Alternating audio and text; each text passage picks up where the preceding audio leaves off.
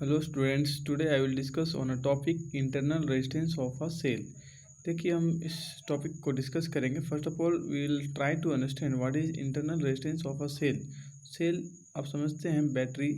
Battery हम लोग combination of cell को बैटरी कहते हैं, और उस सेल के अंदर में भी रेजिस्टेंस होता है। और उस रेजिस्टेंस का रीज़न क्या है कि कैसे रेजिस्टेंस होता है, क्योंकि हम लोग कंडक्टर जानते हैं। कंडक्टर में कहा जाता है कि रेजिस्टेंस होता है। क्यों रेजिस्टेंस होता है? Due to collision of electrons with metal ions और एटम्स। उस कोलिजन की वजह से जितना ज़्यादा कोलिजन बढ़ता है उतना ज़्यादा रेजिस्टेंस होता है। किस में? कंडक्टर में। लेकिन सेल के अंदर क्या होता है? सेल के अंदर तो हमने सुना है कि केमिकल रिएक्शन होता है, फ्री मोबाइल आयंस होते हैं जो वन इलेक्ट्रोड से दूसरे इलेक्ट्रोड की तरफ मूव करते हैं। लेकिन वहाँ रेजिस्टेंस किस तरह से है? तो रेजिस्टेंस है वहाँ का एनवायरनमेंट, क्योंकि एक इलेक्ट्रोड से दूसरे इलेक्ट्रोड में जब आयंस मूव करते हैं तो वह सफ़र करते हैं सॉल्वेंट से। सॉल्वेंट में क्या है? एटम्स है और भी आयंस है, तो उनसे होकर के उसको सफ़र करना पड़ता है।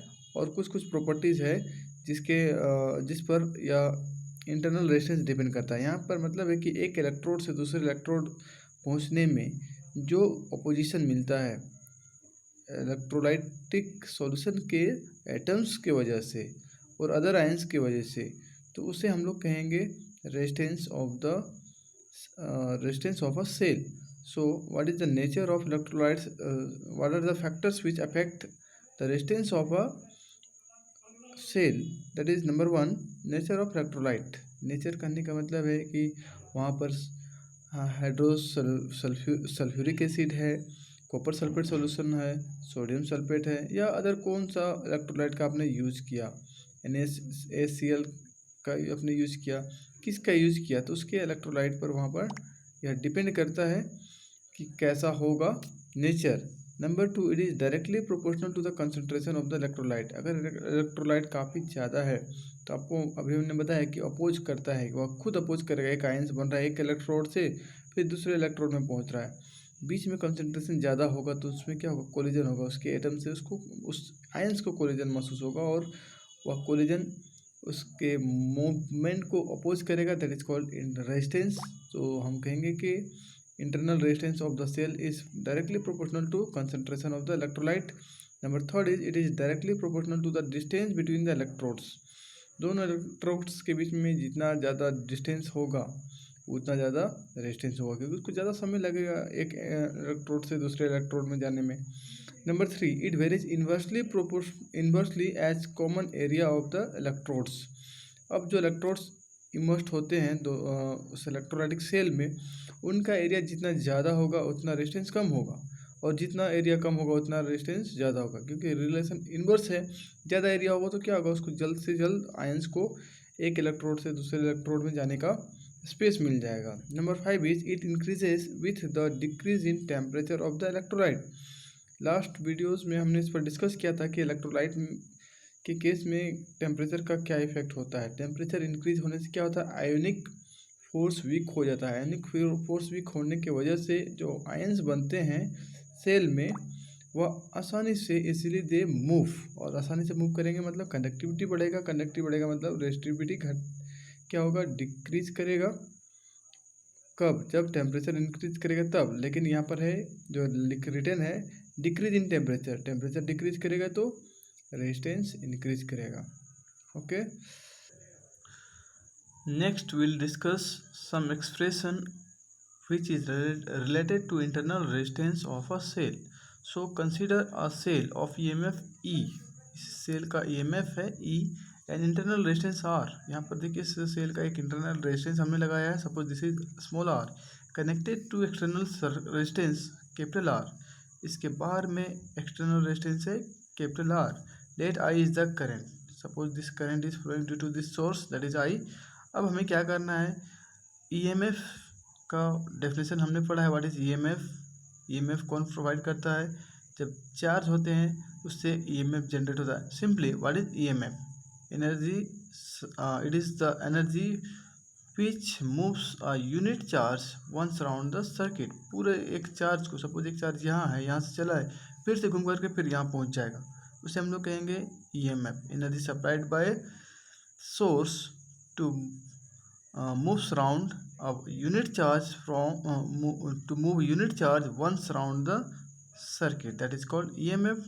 अब यहाँ बात करेंगे कि इसको कहाँ से कहाँ जाना है। तो देखिए इस पॉजिटिव से होते हुए नेगेटिव तक आना है यूनिट चार्ज को, साथ साथ इस नेगेटिव से इस पॉजिटिव तक भी आना है। तो दो तरह से यहाँ पर वर्क होगा, एक बार ये सेल के बाहर और एक बार सेल के अंदर, negative to positive. So this EMF is work done by the cell in carrying a unit charge along the closed circuit, and this can be written as work done against R। जब ऐसे पास होगा तो इसके against में work होगा क्योंकि इससे होकर पास कराना है, plus work done against small r. अब सेकेंड बार क्या होगा, बैटरी एक्चुअली में से बाहर दिखाया गया है, ये इसका ही पार्ट है। इस जब यह सेल में इन करेगा तो इस रेजिस्टेंस से होकर के इसको मूव करना पड़ेगा। Next we will write external work done को हम लोग क्या लिखेंगे, work done against R, sorry EMF को हम लोग डिफाइन करेंगे। EMF is equal to terminal potential difference across the cell plus potential difference between the higher and lower potential of the cell. मतलब इनसाइड में जो पोटेंशियल होगा that is we dash, और बाहर साइड में जो होता है जिसे हम लोग टर्मिनल पोटेंशियल डिफरेंस कहते हैं, that we have taken we. और ओम्स लॉ की हेल्प से हम लोग इस वी को लिखेंगे जैसा हम लोग अभी तक पढ़ते आ रहे हैं। This can be written as I into R, और इंटरनल जो होगा पोटेंशियल डिफरेंस इसको हम लोग लिखेंगे I into small R. I तो सभी जगह सेम है और डिस्टेंस क्या है, स्मॉल आर।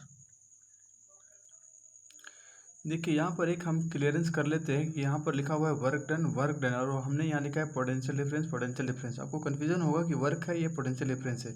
यहाँ पर एक वर्ड लिखना था जो छूट गया है, work done against R in bringing unit charge को ले जाने में जो वर्क होता है that is called potential difference. ठीक है, उसी तरह से यहाँ पर भी work done in bringing unit charge from one point to another point, so this is VDS. So according Ohm's law we can write it IR, and this is I small r.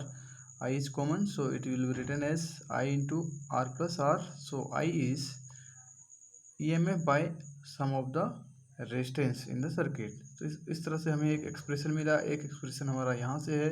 Next from Ohm's law we can write V equal to I R, जो हमारा terminal potential difference है। R की जगह हम इस value को put कर सकते हैं, आई की जगह पर इस वैल्यू को पुट कर सकते हैं, and we will get this formula EMF external resistance divided by sum of external and internal resistance. Next potential difference equal to E minus V dash. आप कहाँ से इसको देख पा रहे हैं, दिस वी, इस वी को उठा करके इधर लेफ्ट ले जाएंगे तो क्या होगा, V equal to E minus V dash. और वी डैश का वैल्यू क्या है, ये इंटरनल पोटेंशियल डिफरेंस है, बैटरी के अंदर का पोटेंशियल डिफरेंस है, इसको लिखेंगे आई इंटू आर, ये बैटरी का रेजिस्टेंस है।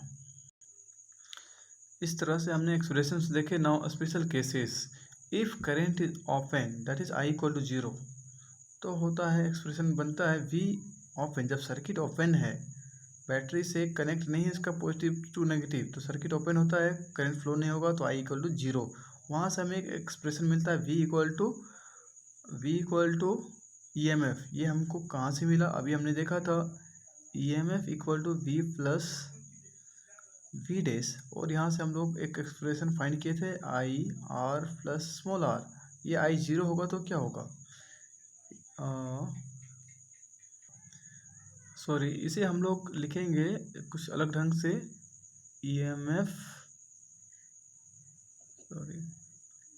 EMF minus V dash equal to V, और इस वी डैश का वैल्यू क्या है, EMF minus I R that is equal to V।